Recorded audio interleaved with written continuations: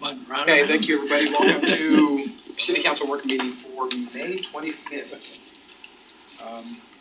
First of all, I wanted to talk, we have the two items, the two other hearings that we've noticed for 6:30 or after. I don't like starting the general meeting late. I just don't like, in case there are people here, I think we got a crowd based on some posts I've seen on social media, so I think we're gonna have a crowd tonight. So I'd like to be respectful of their time at 7. How long do we think we're gonna be for those? If we're gonna be fast, I just wanna know when to. HCC and the They'll be Yeah, they're 3 or 4 minutes maybe pretty apiece. quick. Okay, so we can go till 5:45 or 6:45 to be safe? Yeah. Will that be that? Okay. I'm not saying I'm trying to like extend it, we can get done before that too.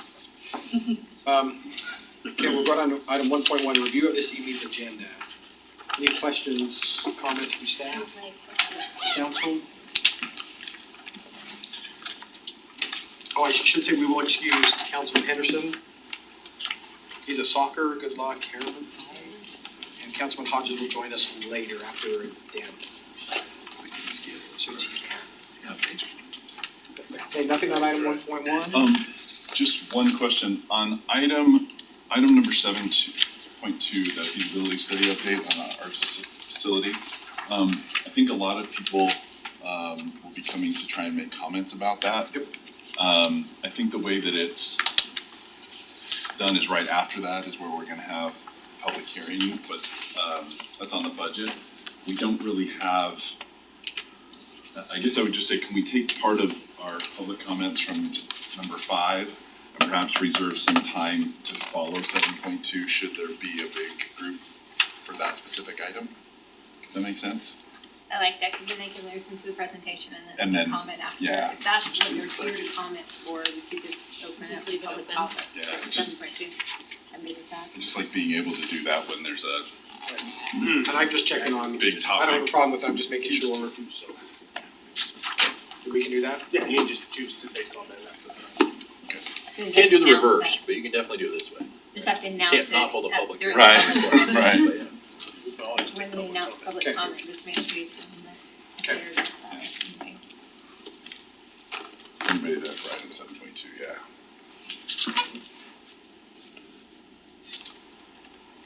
Just feel like, Who told everybody to come tonight?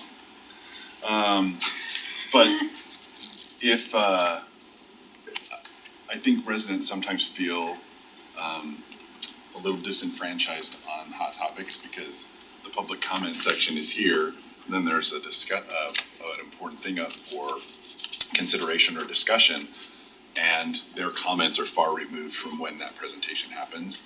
And so I think when there's bigger things, allowing a little time for public comment after those kind of things is a worthwhile practice, so. I agree, and I think we've done good at that, just if we know that there's gonna be We a have. pretty good chunk of people, then we just make sure. Okay. Makes most sense. Okay, great with it, thank you. Okay, item 1.2, future agenda items, and I'm not saying a word tonight. So I just wanna, after the Trails Committee meeting, the Trails ordinance, who wants to tackle that? Because apparently there's a lot of ambiguity in there, people don't understand what certain things are or what certain things aren't. Which, It's Which primarily ordinance? to do with anything golf cart, anything electric bike, anything electric scooter, anything like So- that. the rules and regulations surrounding the trails. Yeah. We've talked about that a little bit, Yeah, especially with the e-bikes. yeah, and they wanted to like ban all of them, and I'm like, oh, I don't know why you ban all electric bikes, it doesn't make sense to me, but apparently the state has some guidelines on which ones they do, which ones they don't, maybe we could just make sure our ordinance is in harmony with that. Yeah. And then We'll work on chief, that. I guess that they were having, there's a lot of issues, I didn't know this, but there's tons of Go park. issues of kids riding golf carts on the trails. On And- the urban trails. Okay. And all over on the trails, and the problem is, Officer Rice was there, right? And he talked about he's probably gonna be doing that this summer, just. Yeah, his SRO assignment will transfer to trails. Yeah, and so he goes, I don't really know what to tell you right now, cause I don't know what the problems are, where they're at, those kinds of things, but that'll be part of what he said he'll be looking at and seeing that, we talked about golf carts last time on the streets, do we have anything that says you're not riding your golf carts on all the trails? There shouldn't be any motorized vehicles on any trails. But are they motorized? Golf carts, Yes. yeah. So they're considered motorized? Yeah, they're not, it doesn't mean combustion engine, it just That I- Motor vehicle, but So they're I not. think that that's a confusion. Anyway, there was a lot of confusion. And it seemed, I said, I think so much of this can maybe just get solved by People. education, right? Even if he talks about doing a ton of education. Yeah. And even if we did a little one-page pamphlet, and then they're all like, litter, and I was like, okay, forget about Yeah, all this stuff, but maybe but the we can do QR a code. QR code at the trailheads. Yeah, and then so people understand, and maybe even Tammy just popping a few things out to let them know that, no, your golf carts are motorized and they cannot be on our trails, cause apparently they're having big issues with that on all of our internal And trails. I mean, Nathan and I were out Friday on our city tour and there were kids out on motorcycles. No, they On said that too. sidewalks and Gosh, lawns all and, over the place. Yeah. yeah, that's a problem. So anyway, I don't know, it seems like we need to, first of all, look at that ordinance, I told him there's no reason we can't look at that and make sure it's very clear what, apparently the signs say no unauthorized motor vehicle.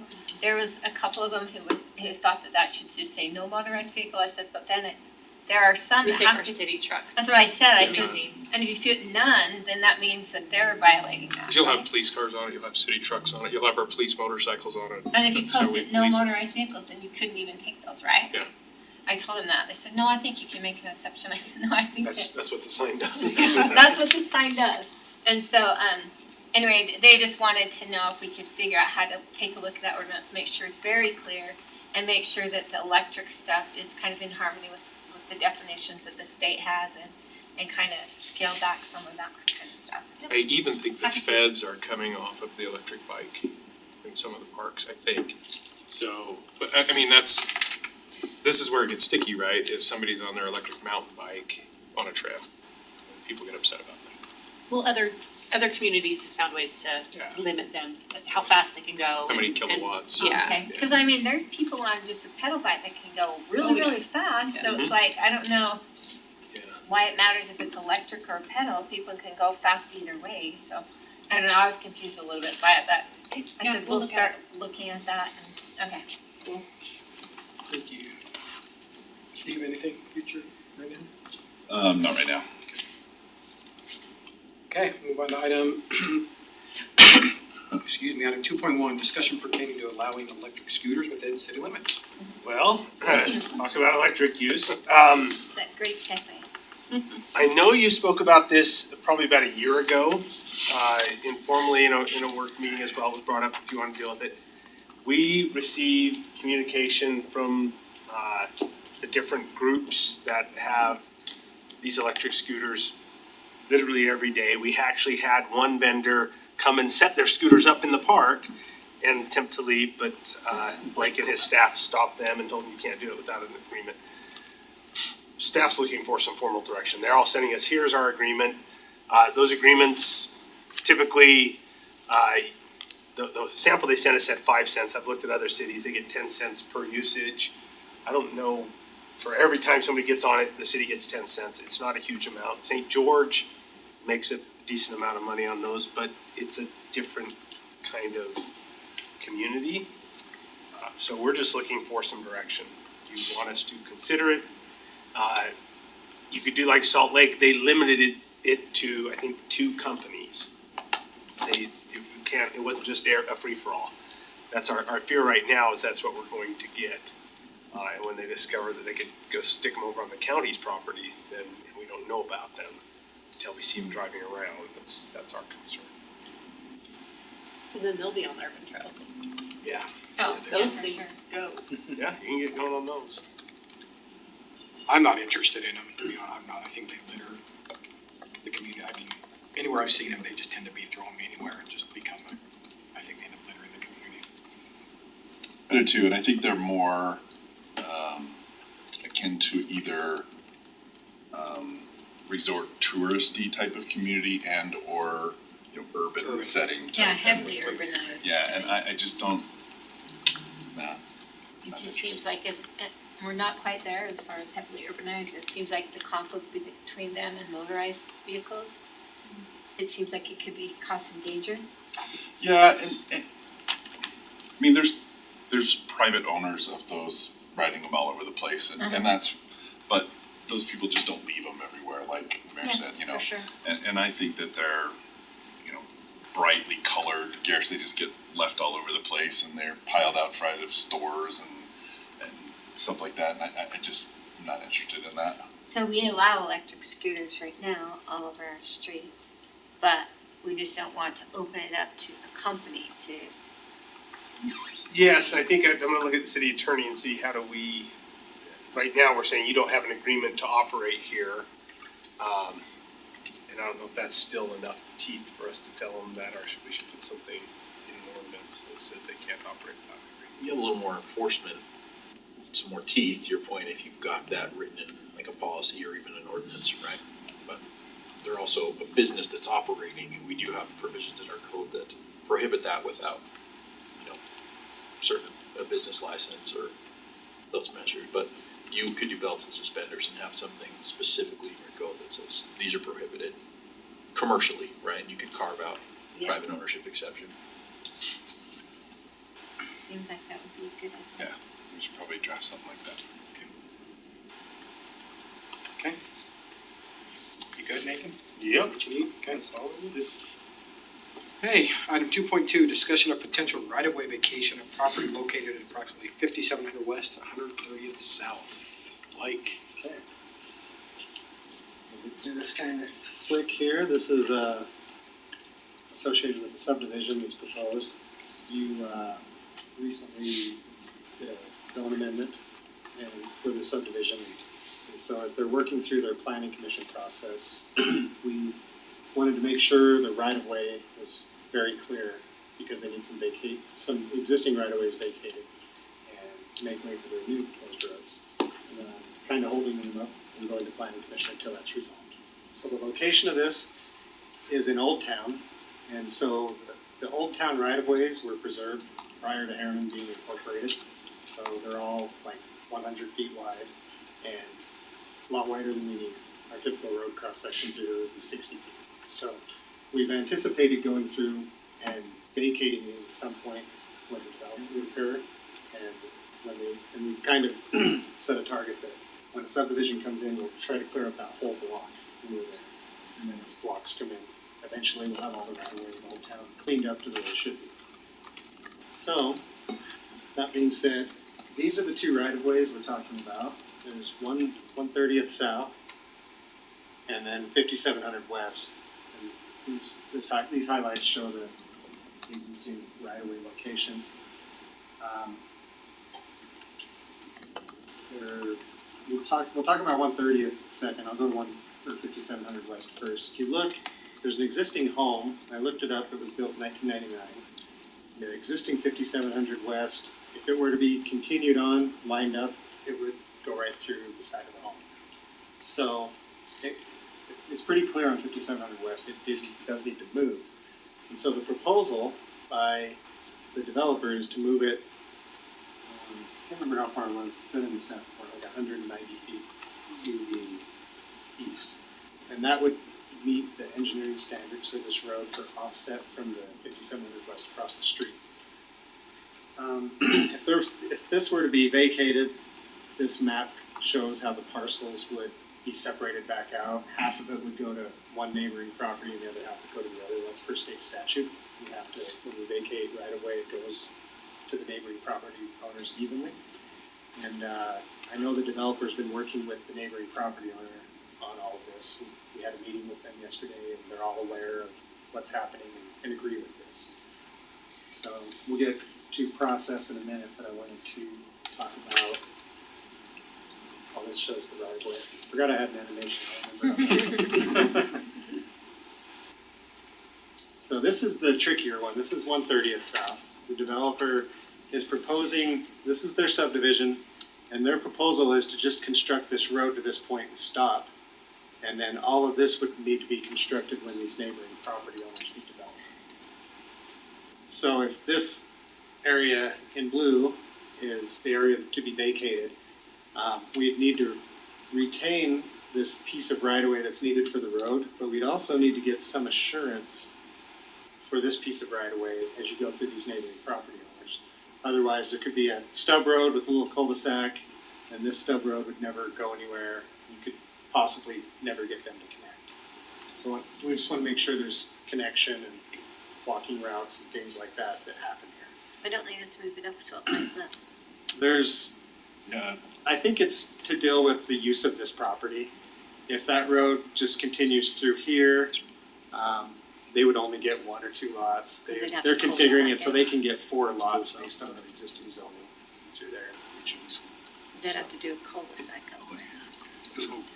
Until 2 roads. That was my first question, and that's the crux of this whole discussion is, I didn't want them to get to planning commission and have planning commission say, well, there's no answer for this, so you have to go straight through, and then have them have to redo their whole site plan. I didn't want them to get too far down the road. So, the last image is just their whole subdivision. I've kind of flipped, so north is to the left.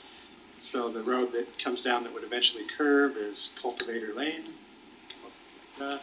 And then this is where 5700 West currently lines up. That's the right of way for that. They move that up that way. So, the options that we listed here were 1, do nothing and don't vacate the right of ways, make them follow the way it is. The other option would be to vacate one or both right of ways. 5700 West seems to make a lot of sense because of the existing home.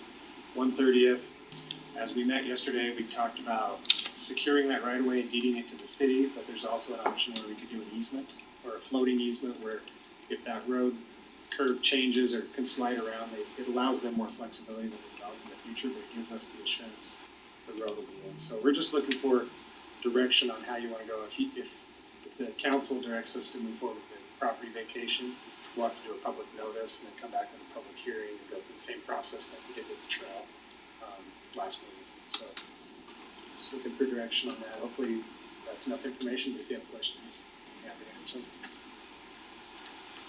That was my only question. I didn't understand why they just move it up. They lose a lot basically if they move it because they can only do a cul-de-sac. And they'd have to do 2 roads instead of 1. So it increases the cost. And to Blake's point, Blake made the point yesterday, this will be a traffic calming feature with the curve in the road. Sure. Otherwise, it's a shortcut, and they've just that faster road. Well, this will be a traffic calming, just the curvature, just as a natural calming. Yeah, the only concern I have is simply to make sure that there's absolute assurance that the right of way happens, so it doesn't just stop right there. yeah, that's my only concern. I don't have a problem with the vacation and changing the road, other than can we preserve the connectivity between those two? The easement also allows them to continue using that property if the easement document has that language in it. I know they had sheep and they still have, I don't know, garden or something on there, so they can continue to use it. And then when the road needs to be built, the city doesn't anticipate building this road, it's not on our plan or anything. But they wanted to have some assurances that we wouldn't just come in and try to build a road over the top of their property when they're in the middle of using it. But we'd have the ability to require the developer when they develop to build that road where it needs to.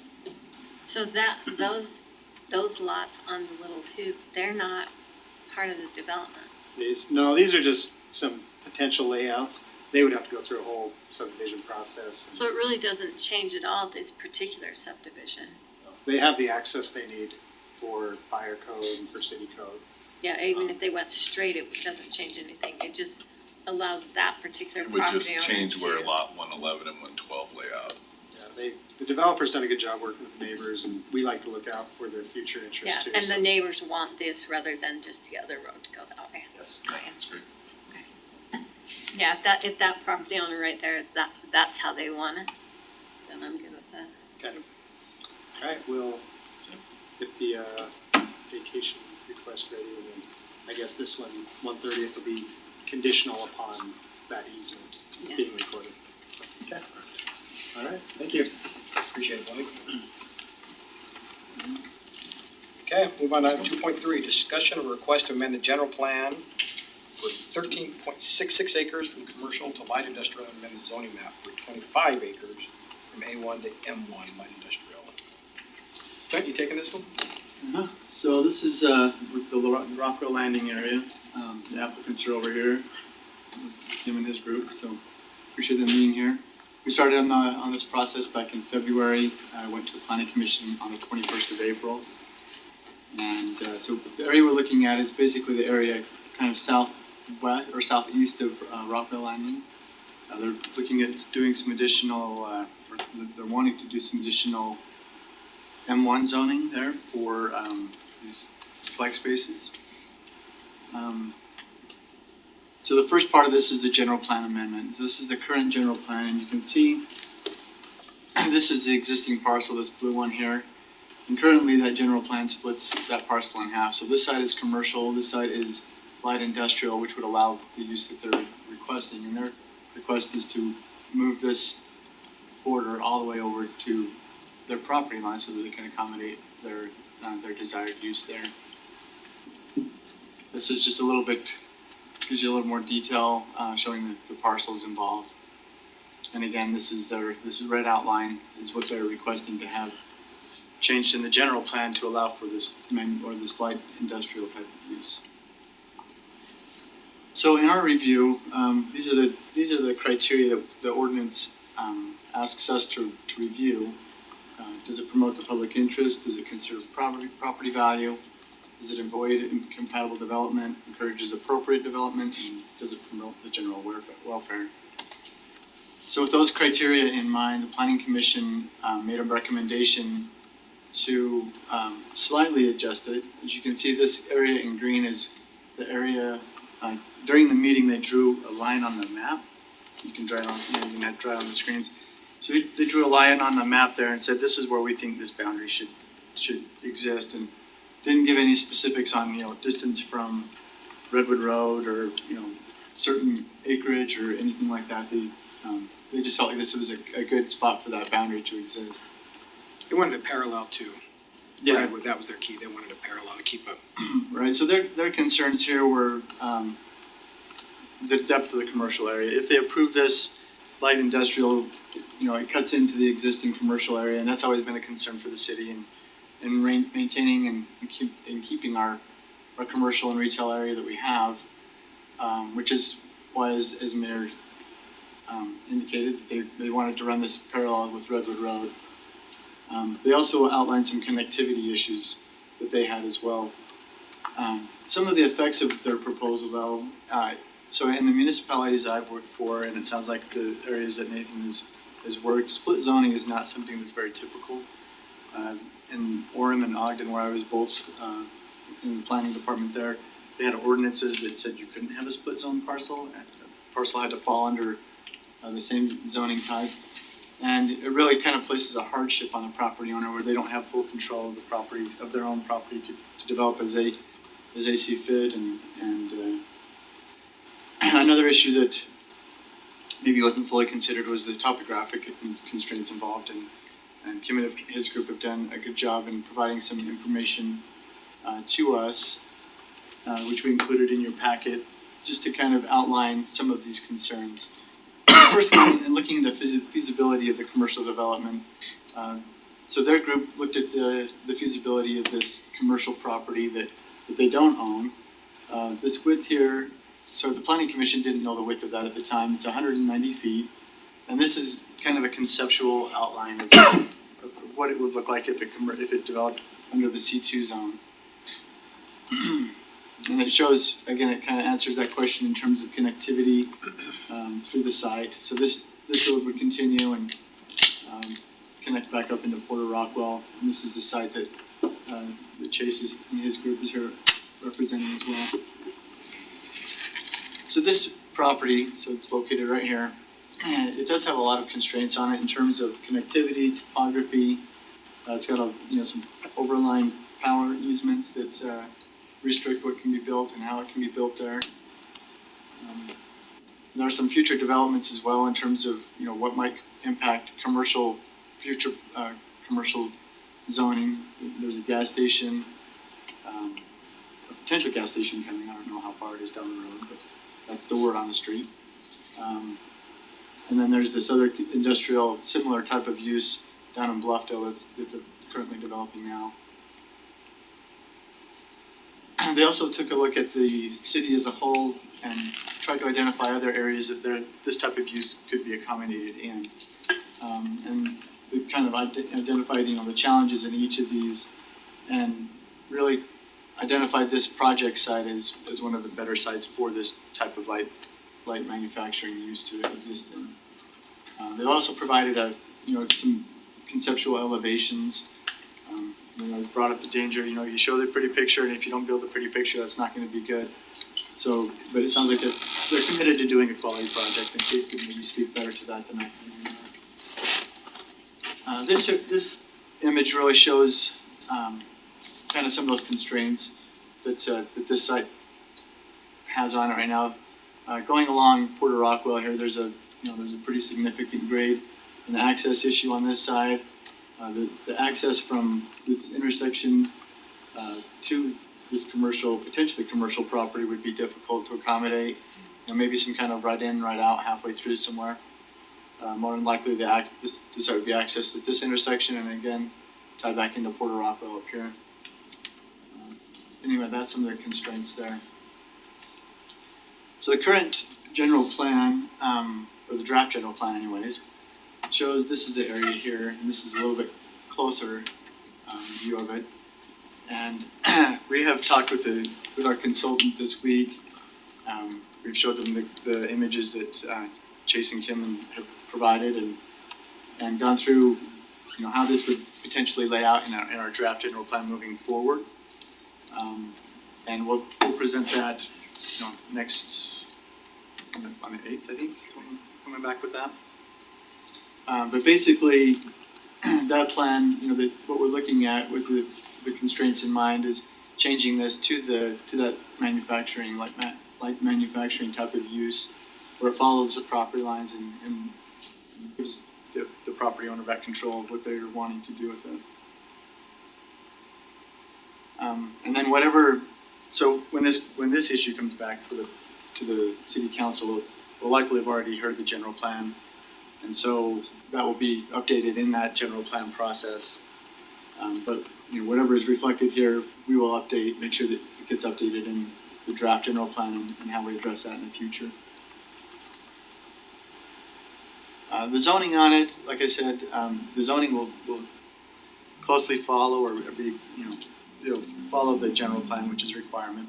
So if they get light manufacturing as a land use, then they can apply the M1 zone, which allows the use that they're suggesting. So the slides in the zoning presentation are very much the same. It's currently zoned A143. They're asking for that M1 manufacturing zone to allow that. So, and same thing in the zoning plan. Whatever gets approved as part of the general plan will be reflected in the zoning amendment as well. Are there any questions that I can answer? Maybe a lot of information. No, it's a hard spot just because the retail, you have to move away from the light of ways because of access issues. Big, There's a drainage. big wall right There's a there, slope. big drainage. So that corner only has access. Yeah, you're not gonna put a gas station. It'd be right in, right out. Yeah. Right. Well, I think we talked about this. It looks, when you're looking at just a pretty picture or a map, that looks like a great commercial area. Just you're looking at it, it's gonna be a major intersection, but you get out there, look at the topo out there and the access, that's just not a great commercial. Right. I mean, I agree with where their rendering is great, cause I think that to the left there is where I think we could get some commercial off that access, Right. not to the right. So I think this is great. I know we need jobs out here too, so I think this is, like it's been mentioned, I think this is a great place for some Yeah. possible job.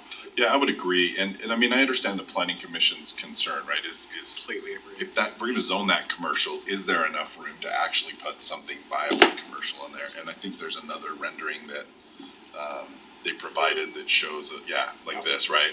So you could potentially have, what is that, a 15,000 square foot space with parking all around it and still And that's- accommodate it on that. And that's really gonna be something that's not, huge retail because you're gonna have to access it's- it from way down there. right. Because you're gonna have to go through, there's that. But drainage even and everything. even if you wanted to, you conceivably could. Yeah, So changing it, I don't think takes away the viability of a commercial, or let's put it this way, I don't believe the width would be the most significant thing on the viability of Maybe the not. commercial. It's the topography and the wire, the power that goes through there.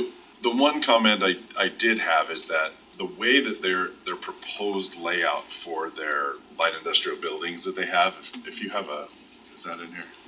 I think it was in the. For the packet. Yeah. Like that, right? So, I actually think that's great. The only thing that was weird is they couldn't connect because of the topography.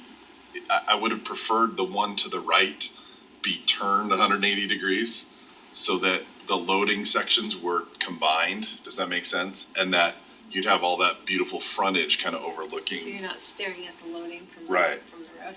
But the topography doesn't allow a connection between the two. There's a huge, drop off in elevation there.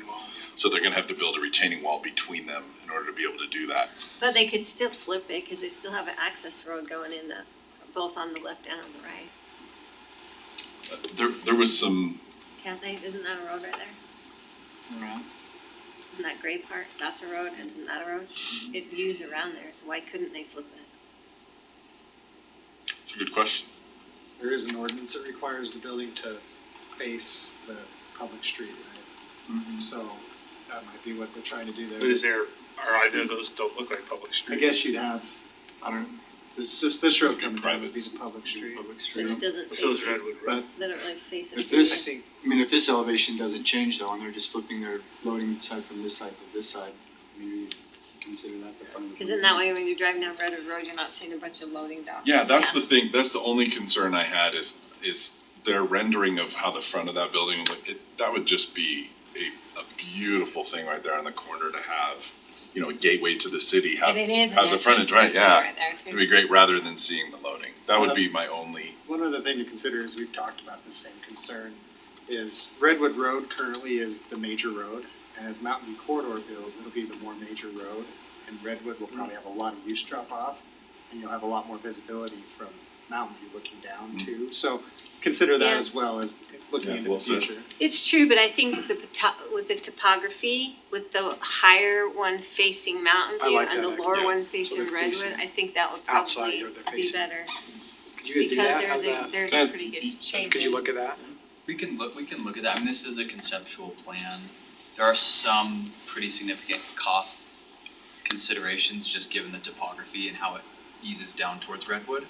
And typically the truck courts, we like to have, some slanting towards the building, so that was a consideration in it, but again, this is conceptual. I do like the point from Blake about having it, Mountain View Quarter really be that viewpoint in the future. But something we can consider as we're working through plans. and I think that they did point out that the way that they design their buildings, it does have windows, to allow light access up above into warehouse space potentially. So it's not gonna be completely unattractive or anything like that, but it will be the loading dock, so that's the only comment I had about other than, I used to be in dock work and whatever you do, it's not pretty. Yeah, I know. It's just not. I got it, Those but pads are. yeah, it's a big truck kind of stuff. So, but I like the idea, I think we should move forward with making that change. Okay, so we'll give Create this- lots of jobs, Lee. Yeah, and I mean, just as a note, we've talked with a build-to-suit tenant who has interest in potentially taking the site. And they've kind of estimated two to 300 new jobs and paying between $50,000 to $60,000 a year in salary and doing 35 million plus in revenue for this project. So Yeah. we think it'll be a great employment center for the city and drive tax revenue and all of that. So we're excited about it. Love it. Appreciate it, guys. Thank you. Would there be a possibility to do some landscaping across, if the loading dock has to face that way, could we put some trees and some type of landscaping that would look Yeah. nice there on Redwood Road, so you're not just looking at the trucks? As long as it doesn't take Yeah. a lot of water. Yeah, that's right. Yeah, I think we're open. I think Yeah, I think anything we're- that would just maybe beautify the presentation to Redwood Road, Yeah. that would be my concern. Okay. So the use itself will go through a conditional use process with the planning commission. And that would be one of the things maybe we looked at in terms of impact is, requiring additional landscaping to face that to mitigate any negative impacts of the loading docks. But I agree, that split zoning is awful. Yeah. We gotta fix that, so. Well, We had to look at an ordinance to actually allow. Yeah, and if the topography avoid was that different, it would be a split zone. different conversation, but Yeah, if it was it's not. perfectly flat, maybe we would wanna change it all to commercial or something, but yeah. Okay, thank you, everybody. Appreciate you guys being here too. Yeah, thank you. Okay, move on to item 2.4, discussion pertaining to the proposed automobile. I know, cruising. So, this is an opportunity, we weren't sure what we would have to talk about when we put it on here. We've had some conversations with end users. And I know the mayor and Tammy had a conversation with the developers. We intend to bring you a participation agreement with one or two end users shortly. So there's a couple things we need some direction on as staff.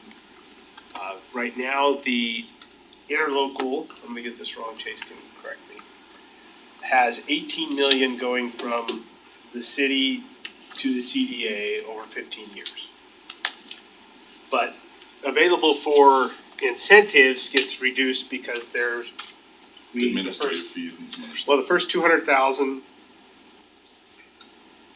we guaranteed the owners, the previous owners of the garden plots, the first $200,000 of this for some reason. In lieu of condemnation, we For entered Main into an Street. agreement with them for Main Street, which is totally within the rights of the city to do, right? Go to a landowner and say, hey, we're gonna come in, we're gonna build a road here, we need to condemn your property, or we can enter into some agreement regarding the fair market value. And this is how we established that we would pay them, and they agreed to that. The first $200,000 of incentive for That we collect will go to them. And then a portion that is sent to the CDA then has to go to affordable housing. So you get that down, it's something a little over 14 million, like 14.5 million. That's available for incentives. That was done 4 years ago, I think that study. 2019 was the 2019. interlocal agreement. So 3 years ago. So in talking, Alan graciously ran the numbers up with some inflation to say what if we were doing it today and we were trying to keep those, it would be about 16.7 million is what would be available to them if we change things. So that'd be one of the things, is the council open to amending that interlocal to update those numbers? Cause that will change how we draft these participation agreements. So I just confirmed, Nathan, the interlocal agreement does not include a cap. It simply states that the amount paid to the end user, or to the participant, shall not exceed the amount that we agreed to. That's a terrible way for me to explain it. But what the interlocal says between the city and the agency is that the city will give the agency whatever the agency and the participant agreed to. So where did the Maybe 18 million come from? I think that's a number that's just floated around. Yeah, I think that we discussed it about, we Yeah. thought that that's probably about what it would be. I think it Well- came from a study with GSBS and Zions, Okay. so. So we will bring you back agreements that will magically Clear do this that, because that's clearly what they're to do. It's a great way to write that contract. So we will bring you those. One of the proposals from one of the end users, he indicated he believes he can get other vendors such as RVs or motorsports, boats, to locate in this location, Even new, as well as new. new, and potentially a new dealership as well. So in talking with that, he would like some sort of finder's fee for that. So his proposal was, because we have this June 30 deadline, we would enter into a larger participation agreement with him, allowing him to assign some of that to these other users when they come. Right, so if it's, they only get what they generate, right, as an end user. So we could give him more, and then it allows him to put it there, but then he would like to withhold a percentage from them. This would have to be okay with you to get them. They would only know they're getting this part, he's getting his finder's fee. They would know, I mean. They would know, public record, but- right?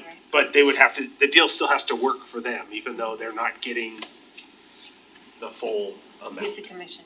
It's a commission collected over time. So that's his proposal. This is one of the end users, not Mr. Weiler. So, When we hire people to bring in, I mean, sometimes like we hired the Retail. yeah, that person, you know, we pay them. So this is kind of no different, you know, if somebody brings you a client, you usually pay a certain percentage, right?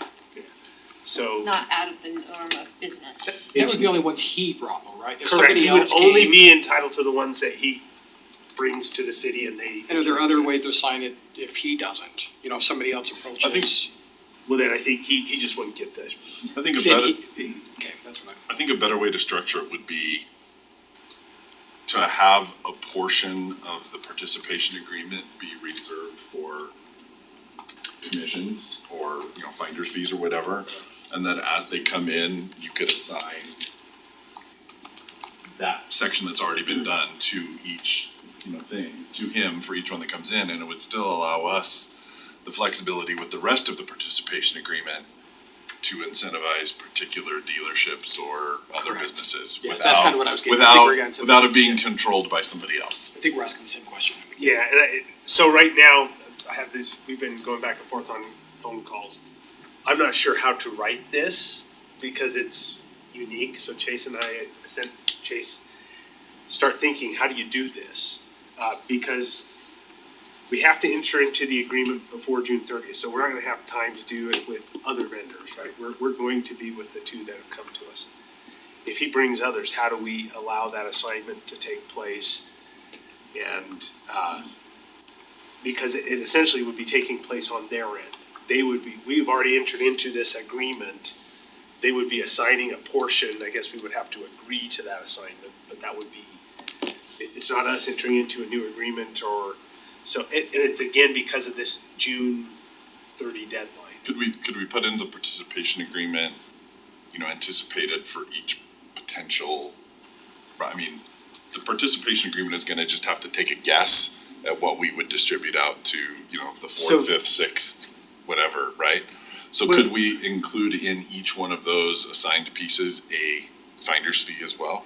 Just like a flat fee instead of a percentage. Yeah, or- something like that attached to each one? Yes, and that's kind of how I anticipated drafting this, right, is you could just do a blanket participation where you get 100% of everything you generate from the site, right? But we then lose any control for that incentive to actually make it to the end user if we're running it through. Yeah, that's the Essentially part a I'm broker. concerned about, right? Right, but if we connect that to the production of sales tax within a smaller portion of that still runs through that person, it's capped at a certain point for a certain parcel, we'll call it, right? Which is kind of how we've done it. Well, I won't analogize it to Anthem, it's a little bit different, but it's a way that you could draft it. There's still some nuances that we would have to work out because of the July 1 deadline, right? It would be so much easier just to say, we'll enter into new agreements with new people when they come in, right? But we've lost that ability come July 1, so. I don't have any problem incentivizing, because I think this user we're talking to can be the key to this. Making this happen. Agreed. I think he's gonna be the one Agreed. that can. Yeah, I would much rather incentivize him to find people and let us incentivize them or negotiate an incentive for their business. Does that make sense? It's not costing us anymore. It won't cost us any more. That's the thing, I yeah, don't care it's the how they cap. divide the pie, if he wants to bring everybody and he wants to divide the pie with them, they still wanna come, let them come. Yeah. I'm- The only thing I have about that is that we're giving control over how much to him. And if he decides, I'm not gonna dish it out to anybody else, But could or, we could tell you him know. that. And this is an important part though as well. Unless you specify in the participation agreement, you lose control over who comes. And that's an important thing that cities usually yeah. want, right? We want a Yeah. grocery store, so we're going to incentivize a grocery store over a flex space. So- You lose that control if you give all of that authority to. So Yeah, we I would- like that.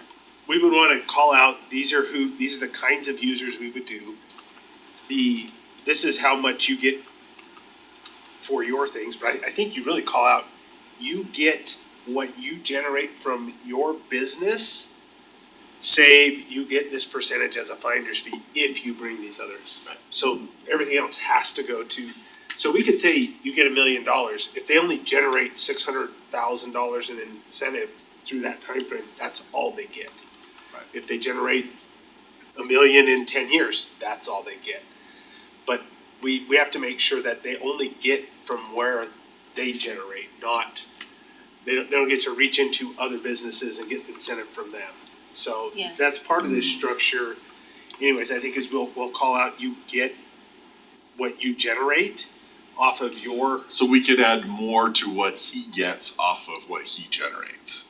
That's what you're saying? well, you could allow as a finder's fee, you can keep a certain percentage of what they generate. They get this as it comes through, right? You could do that, but we would still be capping it based on How they much have they to actually generate. generate, got it, okay. That user And I'm has to good with generate. that Yeah, too, right? can't we put in there that those have to come upon council approval, the user has to be based on council approval, so we get to approve each individual user? Yeah, Can we agree to the assignment? Is That's that the way problem, to is do it? you have to have the assignment clause in there. Yeah. But truthfully, I can't tell you the effect of that post July 1, right? I don't know, Oh, because of the rules. right? I think you're probably okay, but if it looks like a duck and it smells like a duck, you know, you're trying to get around this July 1 deadline, the state may come in and say, no, you can't assign that, I- right? I think we could spell out that it would be for a new RV dealer, new/used RV dealer, but they have to have new sales. So every new place also sells used. So an RV dealer, you could say, we're willing to give X amount for an RV dealer.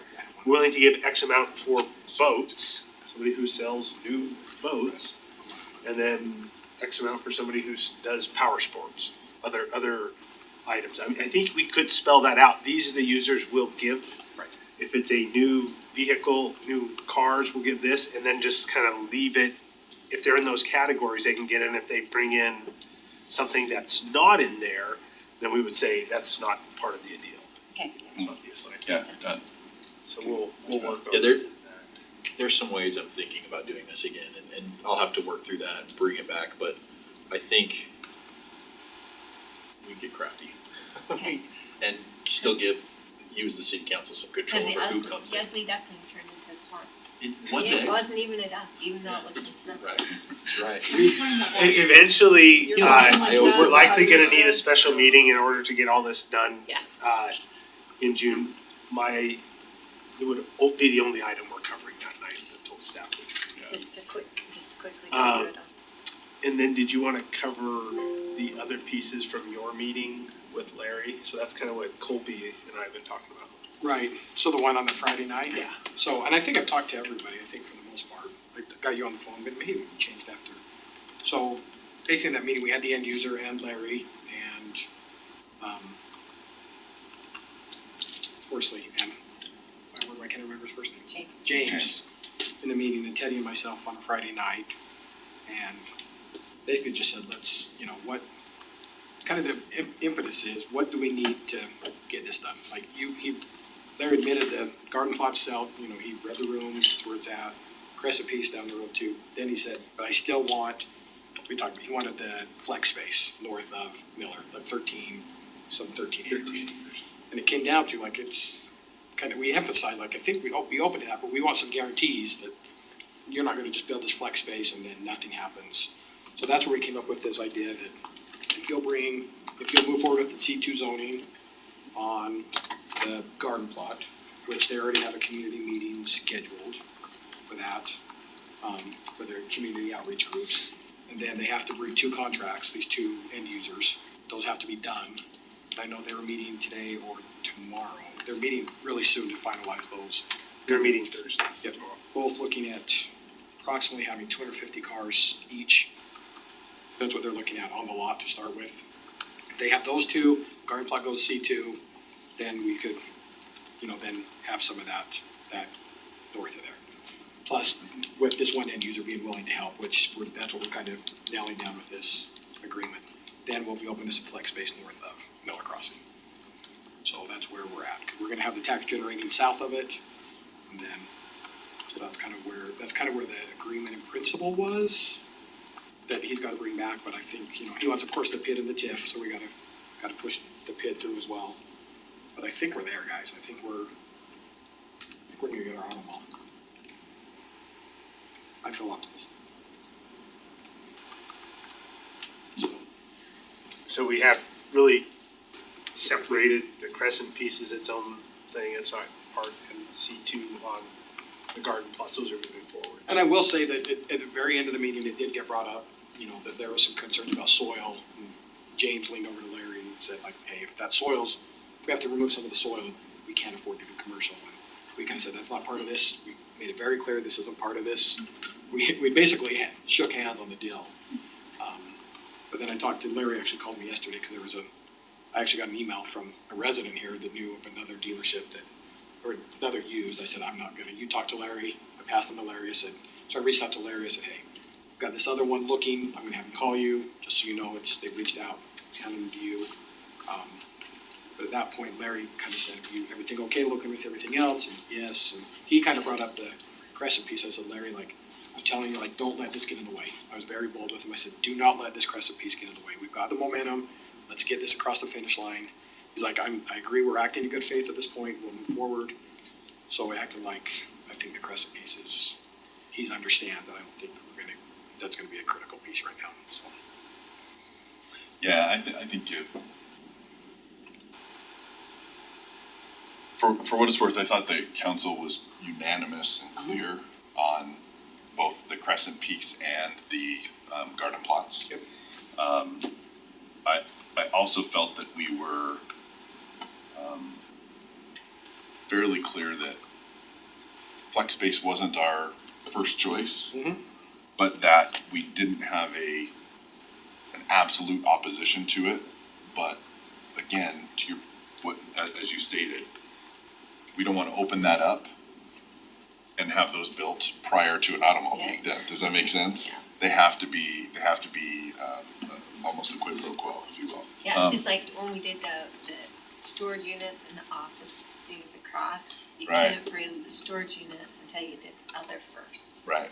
It has to be I think, yeah. the same kind of deal, you have to perform on something on that before you get to it.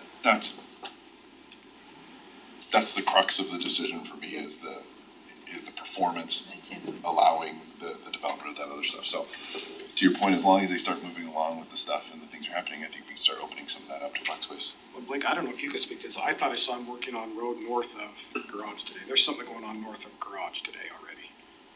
So I don't know what they're doing there, but there's equipment north Could be of some garage. storm drain work that they have going on up that way, But something, utility work, so. That's good. something. But he committed to be, the one end user has to be out by January. So he wants to be, I think he wants to be By January. We hear by fully January. here by January. Meaning I think there's gonna be movement even. I think he wanted pavement by fall. So I think we'll see some. Awesome. So that's what will be coming to you, we'll work on the structure and those, it may not be that 18, it may be a little different, but again, they have to generate it, this isn't money we're giving them. They're generating it, we're retaining 30%, the 70% minus the housing goes for their incentive, and that's kind of how we put this together, so, okay, we'll bring it back. See you before 6:45. Wow. Look at that, man. Okay. I will look for a motion. Motion to adjourn the city council work meeting. Motion by Steve, second by Sean. All in favor? Aye. Aye. Wanna go in there now and do this one, or do we wait till 6:45? Let's do 6:45. Let's take a break and do 6:45. Alright. That's exactly what we said. We'll have a guy, yes. Look at that. One future agenda item, you wanted to bring back